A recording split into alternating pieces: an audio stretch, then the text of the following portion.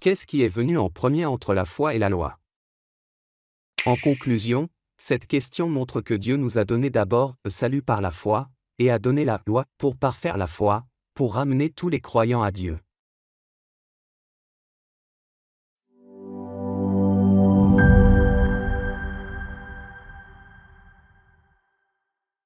Étude biblique 2.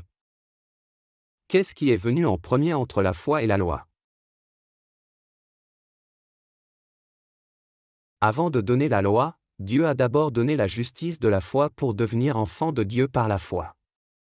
Comme il est écrit dans la Genèse, Adam et Ève, Abel, Seth et Enoch, Noé, Abraham, Isaac, Jacob et leurs descendants ont été justifiés par la foi en la parole de Dieu sans la loi. Genèse chapitre 15, verset 6. Abraham eut confiance en l'Éternel, qui le lui imputa à justice. Cependant, pendant leurs 400 ans d'esclavage en Égypte, les Israélites ont perdu cette justice de la foi et ont perdu Dieu. Par conséquent, Dieu a donné la loi par l'intermédiaire de Moïse pour leur faire savoir que Dieu existe, et pour leur faire prendre conscience de leurs péchés et revenir au Dieu saint. Et il a donné le système sacrificiel aux Israélites qui étaient sous la malédiction de la loi, dans le péché, afin qu'ils puissent recevoir la rédemption par l'expiation des péchés. En examinant les offrandes sacrificielles que Dieu a établies dans l'Ancien Testament.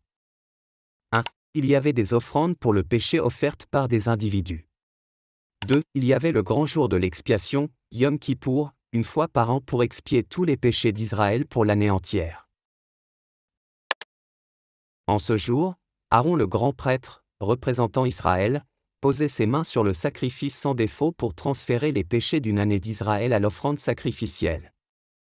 Et l'expiation était accomplie lorsque l'offrande sacrificielle qui avait pris les péchés par l'imposition des mains mourait à la place des Israélites. Cette loi sacrificielle de l'Ancien Testament était une ombre de l'œuvre de salut de Jésus-Christ qui nous a sauvés de tous les péchés dans le Nouveau Testament. Dans le Nouveau Testament, Jésus-Christ qui est Dieu est venu sur cette terre comme l'agneau sans tache et à l'âge de 30 ans a reçu le baptême de Jean-Baptiste sous la même forme que l'imposition des mains. Ici, Jean-Baptiste était un descendant du grand prêtre Aaron, et comme Jésus l'a attesté, il était le plus grand parmi ceux qui sont nés de femmes, en d'autres termes, le représentant de l'humanité. Matthieu chapitre 11, verset 11. Je vous le dis en vérité, parmi ceux qui sont nés de femmes, il n'en a point paru de plus grand que Jean-Baptiste.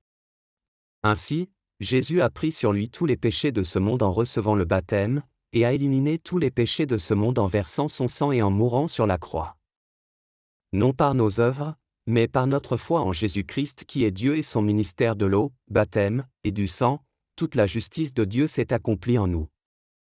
Nous sommes nés de nouveau comme enfants de Dieu sans péché en croyant en cette justice de Dieu. Romains chapitre 3, versets 21 à 22. Mais maintenant, sans la loi est manifestée la justice de Dieu, à laquelle rendent témoignage la loi et les prophètes, justice de Dieu par la foi en Jésus-Christ pour tous ceux qui croient. Il n'y a point de distinction. Qu'est-ce qui est venu en premier entre la foi et la loi? En conclusion, cette question montre que Dieu nous a donné d'abord le salut par la foi, et a donné la loi pour parfaire la foi, pour ramener tous les croyants à Dieu. Frères et sœurs, je prie pour que vous receviez le salut et deveniez enfants de Dieu par la connaissance de Dieu. Le livre de sermons du pasteur Paul Sejong, Êtes-vous vraiment né de nouveau d'eau et d'esprit?